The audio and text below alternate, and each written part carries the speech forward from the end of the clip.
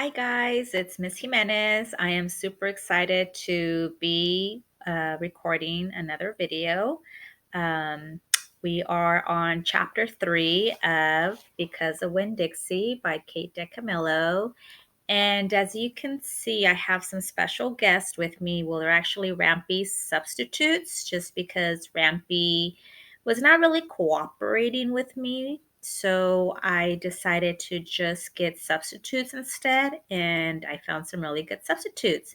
I actually found one from when I was a kid,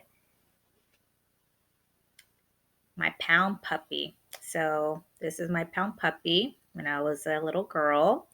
And now that I'm a big girl, I'm still a little girl at heart.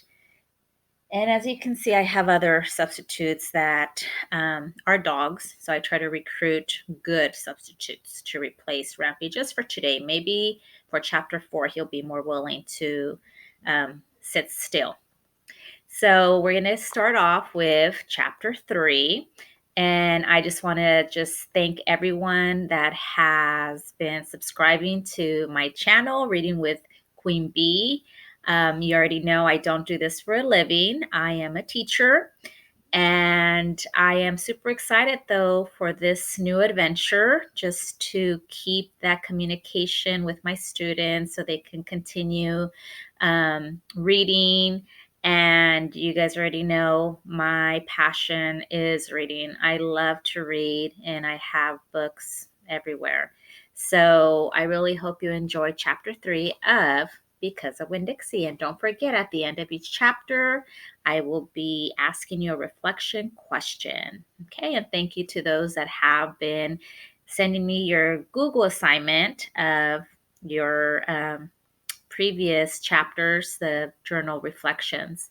And I know some of you have been discussing some of these questions over dinner or just a self-talk, just to yourselves. So chapter 3. I started in on Winn-Dixie right away, trying to clean him up. First, I gave him a bath. I used the garden hose and some baby shampoo. He stood still for it, but I can tell he didn't like it. He looked insulted, and the whole time he didn't show me his teeth or wag his tail once.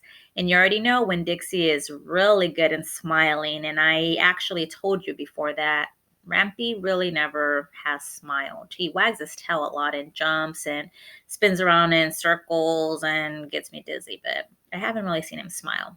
Maybe I should teach him how to smile. After he was all washed and dried, I brushed him good. I used my own hairbrush and worked real hard at all the knots and patches of fur stuck together. He didn't mind being brushed. He wiggled his back like it felt pretty good. The whole time I was working on him, I was talking to him, and he listened. I told him how we were alike. See, I said, you don't have any family and neither do I. I've got the preacher, of course, but I don't have a mama. I mean, I have one, but I don't know where she is. She left when I was 3 years old. I can't hardly remember. And I bet you don't remember your mama much either. So we're almost like orphans. So I know some of you probably don't know what the word orphans means. It just means like when a child does not have parents. Opal does have her dad. So I think that's why she says we're almost, because even though she has her dad, she just has her dad. She doesn't have her mom and her dad. But Winn-Dixie doesn't have either mom or dad.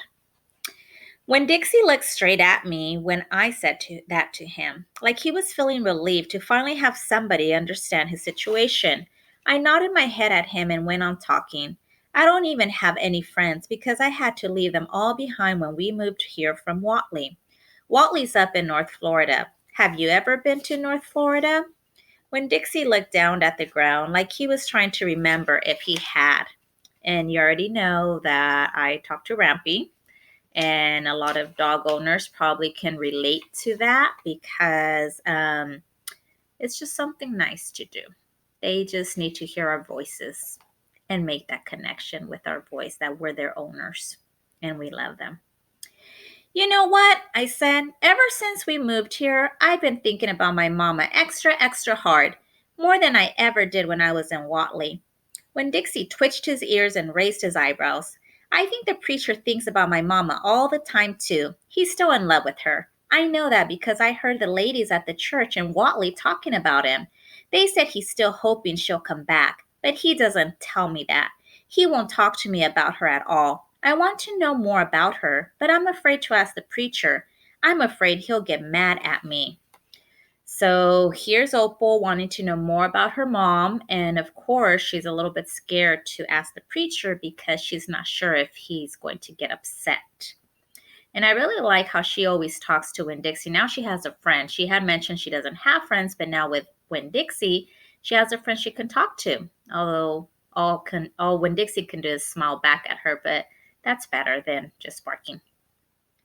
Winn-Dixie looked at me hard, like he was trying to say something. What? I said. He stared at me. You think I should make the preacher tell me about her? Winn-Dixie looked at me so hard he sneezed. Ooh, again, there goes Winn-Dixie. I think he might have allergies. I'll think about it, I said. When I was done working on him, Winn-Dixie looked a whole lot better. He still had his bald spots, but the fur that he did have cleaned up nice.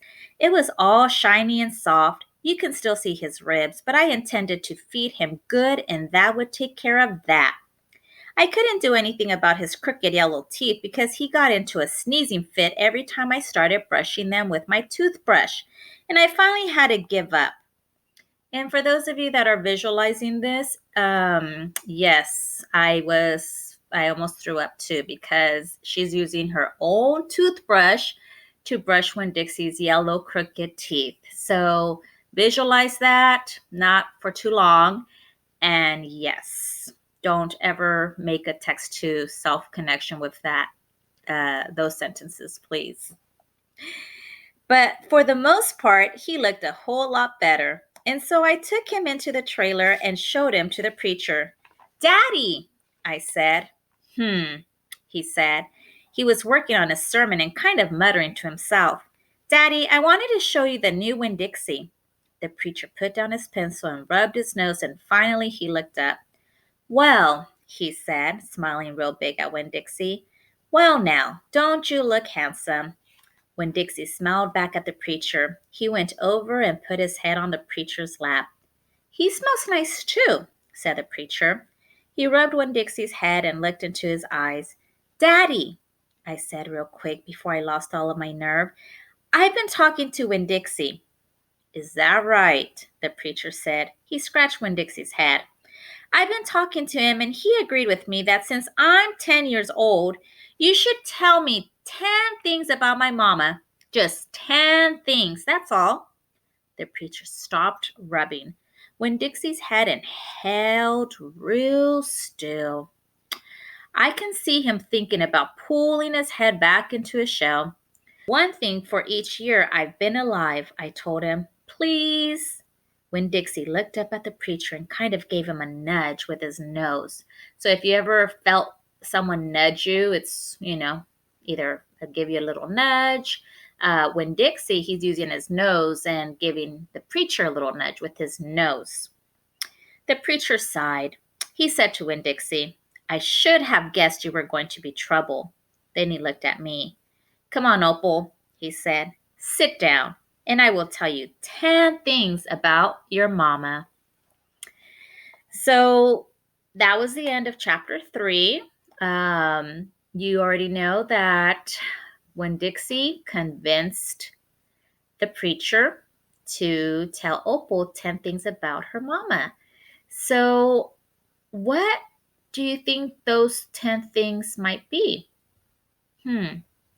So I want you to think about it. What would be 10 things that you think the preacher might say about Opal's mom? And remember, they're all good things about her mom, not bad things or anything. We already know she left them, so that's one bad thing. But the 10 things about her mom are 10 things that the preacher wants her to remember her mom by. And they're obviously going to be good things. So just make a list. What do you think are 10 things? Make some predictions.